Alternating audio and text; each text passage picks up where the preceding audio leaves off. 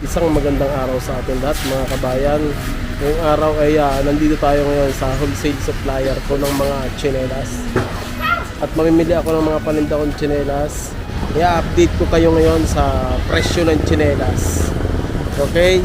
At samahan nyo kaming mamili dito sa supplier natin. Mga kabayan, ito po yung tinatawag na Harrison Street.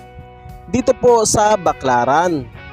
At dito po sa lugar na ito natin matatagpuan ang kaliwat kanan na wholesale supplier ng mga panindang mga tsinelas, panindang mga sapatos, at meron din pong laruan at marami pa pong iba.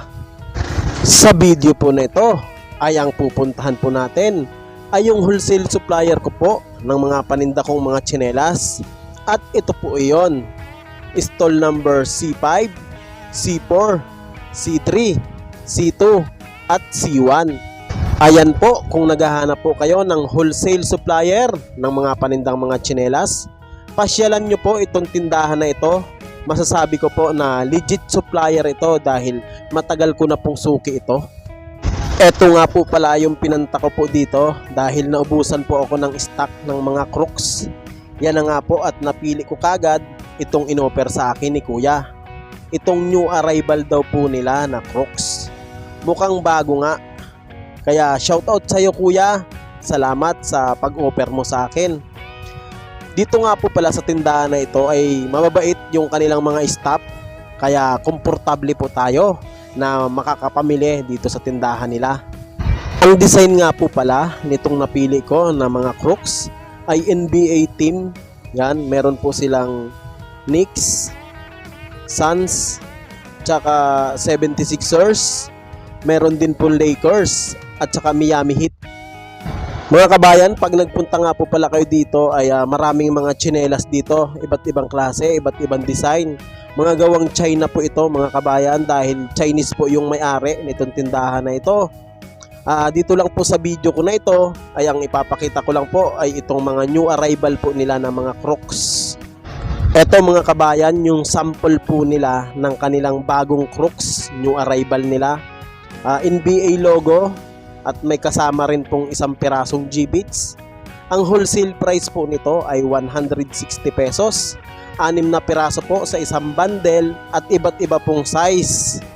Ito nga po pala ay design para po sa mga lalaki. Yan, apat na plastic yung binili natin.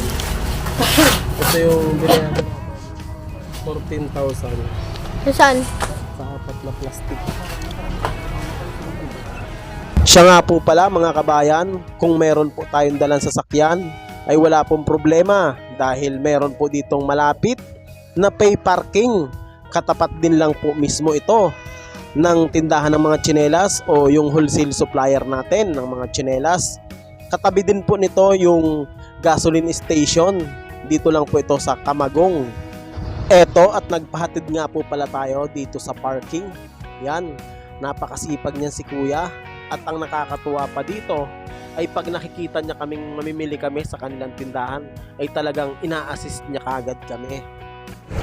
Yan, apat na plastic yung nabili natin. Yung stripe na blue. Apat na plastic na tsinelas. Tatlo lang kasya dito sa compartment. Tapos dun sa loob ko na lang pinalagay yung isa. Yan, ang pinagbayaran ko dito 14,200 plus 14,000. Yan, ito yung ito yung isa pa. Yan. Ayan guys, thank you for watching. Ayan, sana nagustuhan niyo yung ating video. Yan, kung nagustuhan mo yung video ko, paki-subscribe. J4 TV, thank you.